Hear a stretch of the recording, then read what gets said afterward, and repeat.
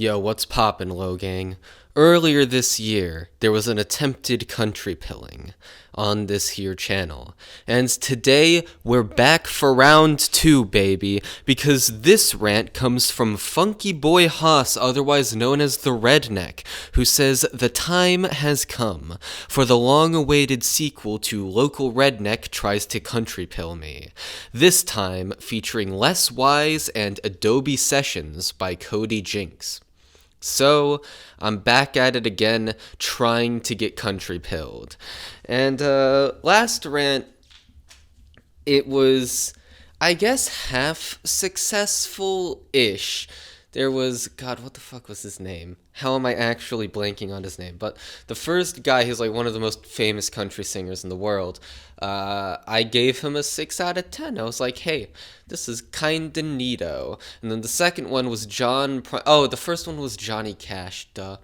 Second one was John Prine, and I was not as big of a fan of him. So, hey, I mean, the first half was pretty successful, but this time, I was multitasking while listening to those guys. I was putting them on while I was drawing. But this time, I'm giving it all my attention.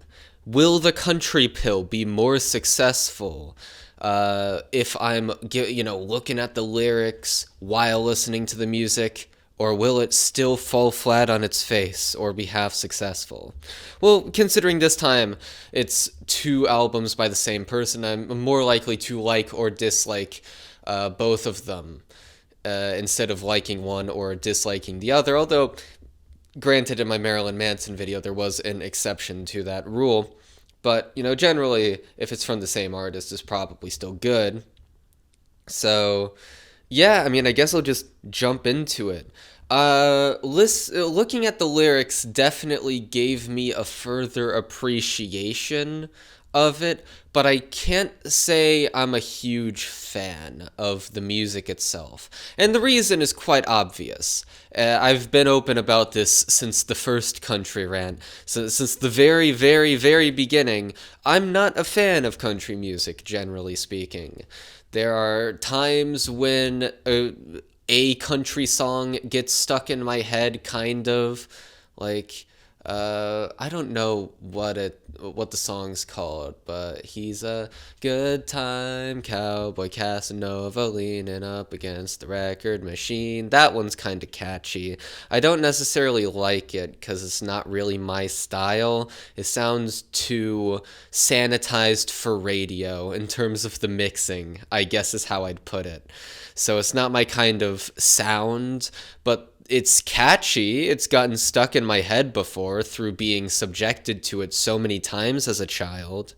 And so I guess that's like that's one of the best examples. That and the Johnny Cash album are probably the best examples of me not disliking a country song.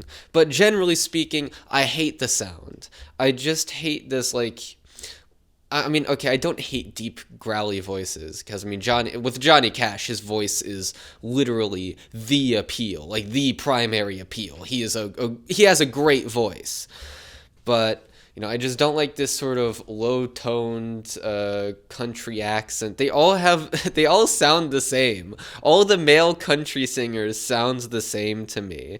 I'm sure more discerning country listeners who actually expose themselves to the genre regularly are able to tell the fine differences between one man's low country accent and another man's low country accent. But to me, Johnny Cash is like the only one that super duper stands out for his voice. Then the rest of them are just the same dude. And that stands the same for the song, or for the sounds of the songs, right?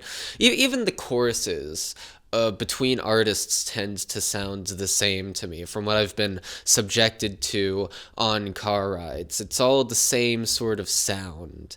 And not only do I dislike the sounds that it's pulling from, like the template, but also the fact that they're all so samey, to me at least, as someone who doesn't really like the genre that much, that makes it even harder to get into. Because, my favorite artists are Will Wood and Lemon Demon.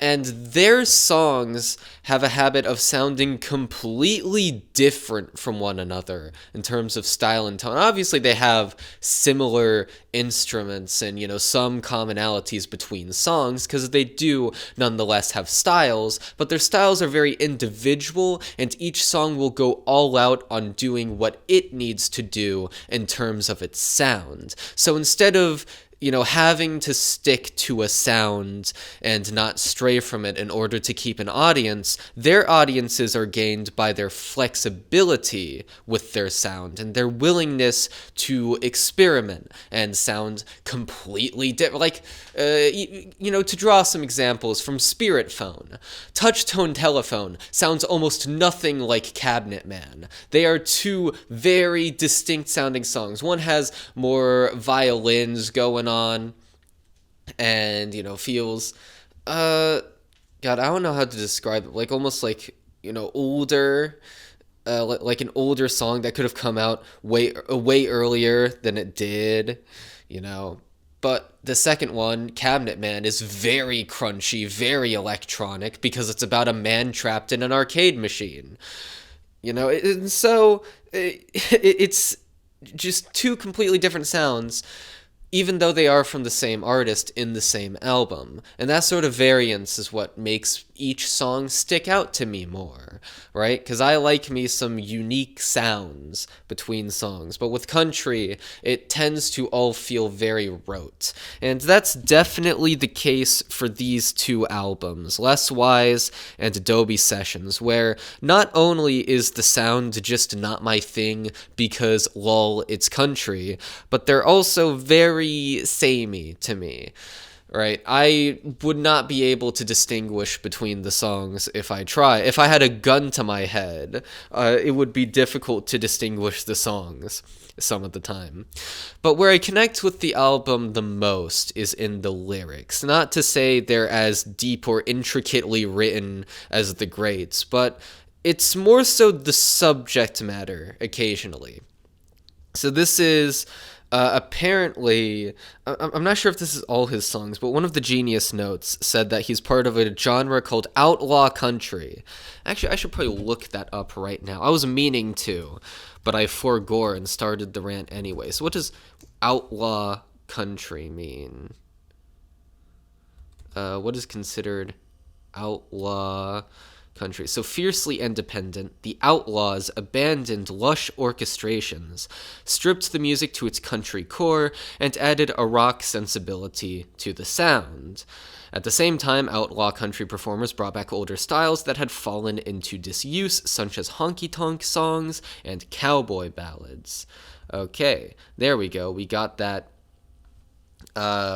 We got that out of the way. So he's part of that genre, purportedly.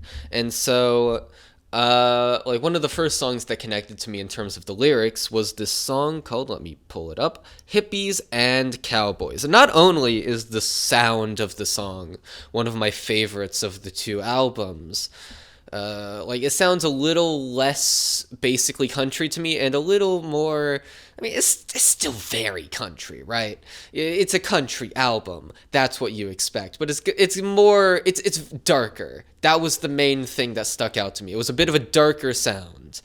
And so I enjoyed that. And some of the lyrics are about, basically being a contrarian, right? You're not following what other people do. And sometimes it's not very healthy to do that. For example, within the first verse, he says, well, I started on the whiskey pretty early this morning. That's all right. I was up all night. But I passed out before the sun came up. I really wanted to see one of those. With a mortgage due and the baby on the way. But somehow I made it, to where I'm at. And he says, I know that's no way for a man to behave. Basically, yeah, he doesn't exactly live the healthiest lifestyle, but he's also viewing things from a contrarian point of view of being like, I don't want to succumb to the stock sound. I want to be... I don't want to be a square forced into a round hole, essentially. And this gets, reinforced by the chorus. We're raising hells with the hippies and the cowboys because they don't care about trends, they don't care about selling. I'm just going to be epic with them. But there's also another line. Yeah, tomorrow I'll be gone, so tonight everybody just sing along, raising hell with the hippies and the cowboys.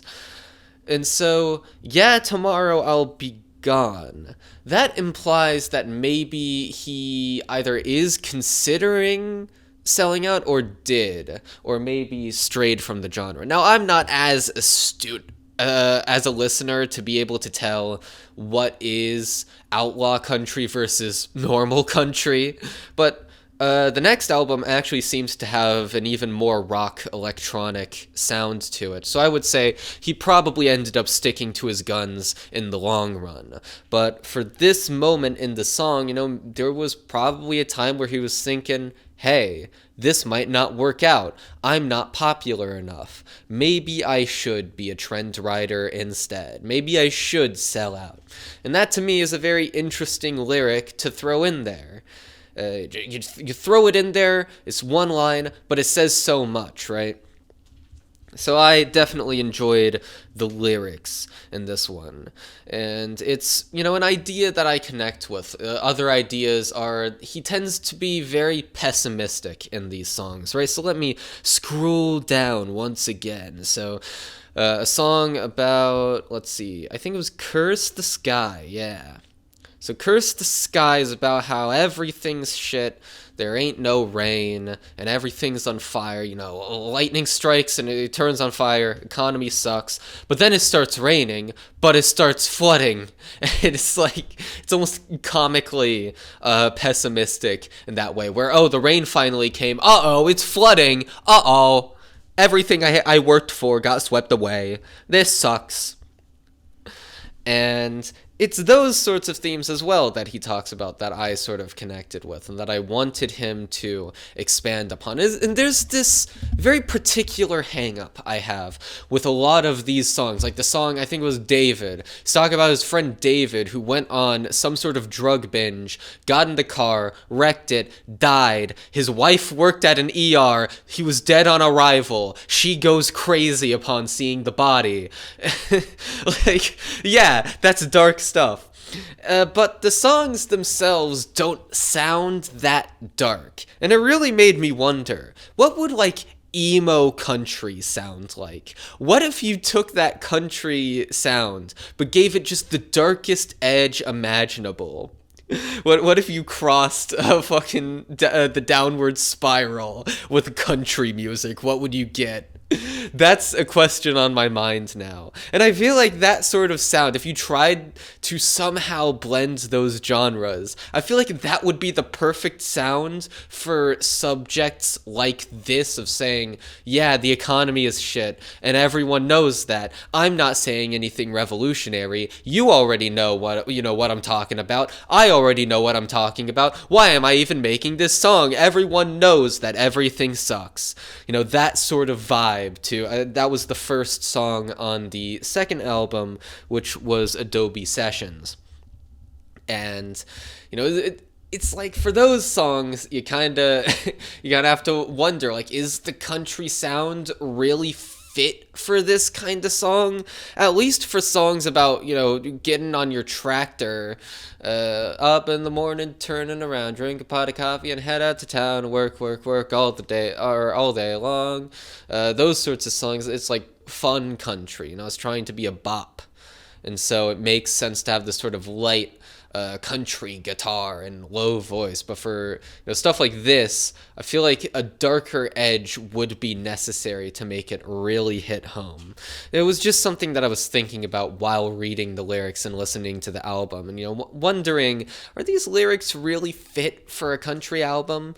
Not to say I'm against experimentation with the genre, but I think for it to work, you'd have to experiment even more with the sound itself to make it really pop. But that's just what I thought while listening to it. There was another song in Adobe Sessions that I wanted to mention. It's called Dirt, and it's about being just some kid. You were 10 years old and the Dust Bowl was happening, and I really liked the lyrics for this one. Just hearing this story about this kid in the Dust Bowl. Oh, there's dirt everywhere on our clothes, in what little food we can eat. There was obviously all those acts that got passed. I forget what they're called now, but all those acts, passed by, I think it was FDR, and they were like restoration acts to help the country recover from the economic recession, to say the least. It was definitely fucking bad. And the Dust Bowl, and he's like, yeah, but we're still on our knees, bro. Like, it's rough, man. Good luck fixing this. It'll take years for us to recover. And it's fun to hear a song about that era. Also, I have to read this part out. I remember that summer I was 10 years old, when our days ceased to shine. No, you could not take a breath when those black blizzards came.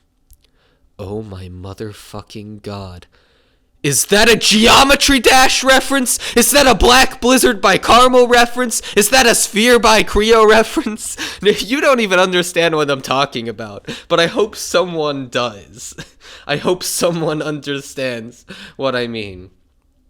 The mix in Adobe Sessions is definitely a bit different than in Less Wise. In Less Wise, the voice tends to blend more into the instrumentation, so it feels like the voice is more so a part of the mix. But in Adobe Sessions, the voice is much crisper and much clearer, and the guitars are taking a back seat. And so it feels very much like in Adobe Sessions, it's more about his singing ability and the lyrics he's saying, whereas in Less Wise, the instrumentation is taking on a bigger role, and so it feels more so like an ensemble piece. And it's more so a distinction that I'm making, not really a quality judgment, because I'm not sure which one I liked better, although Adobe Sessions is a bit more, has a bit more electric guitar from what I could tell, and so I do, tends to like that sort of instrumentation more, so I guess in that sense, the sound would be a little better. But in terms of the voice being more clear on Adobe Sessions, I feel like that would be a part of the outlaw country sounds. This idea of stripping away the genre until you're just left with the country and the singing. And country in its purest form, and also bringing back old sounds, right? And so, it feels like it would be that, but I'm talking out of my ass right now. I'm not actually familiar with these genres. I'm just spitballing, man. But there was a song among these two albums that I did legitimately like, and it's the eponymous song from Less Wise, which is it is very pulled back compared to the other songs. And it's the one song that I felt actually nailed. Like, that problem with all the songs with the dark lyrics that would then just sound like a normal country song? Less Wise does not have that issue. It's a very, very somber guitar song about time passing by. There's this lyric at the very beginning and the very end. Time is gold and it only comes in waves of strangers. And that really sums up the ideas that the song is playing with. This idea that as I get older, my friends drift away from me and become strangers again. One of my friends has a kid now. Whereas on the other hand, you meet new people, but those are also strangers. And, the cycle repeats ad infinitum. It's very, very, introspective and somber. And I think the very pulled back instrumentation and guitar that feels like he can barely even, bring himself to strum it is perfect for it. And I think the ending, too, really hits it home, where it sounds like he's about to go on singing, maybe another chorus, but then he stops himself. There's just silence. He lights a cigarette. He puts down his guitar, and leaves the room. And that's the last 30 seconds of the song. Like, he couldn't even bring himself to finish it. It was that bittersweet. And it was a legitimately good mood piece. I really like the tone of that song, and I wish we got more, experimentation like that, more deviating from the country sound. But I'm sure that to actual country fans, this is among, something that they would enjoy, because it is very, very, very, very, very, very, very country. But unfortunately, I'm not a country fan. Also, Love Letters and Cigarettes, the title goes hard. The song itself does not, but I like the phrase love letters and cigarettes. God fucking damn it, I've been going for 20 minutes. I meant to keep this a short rant. Why does this keep happening? I'll see you next time. Bye.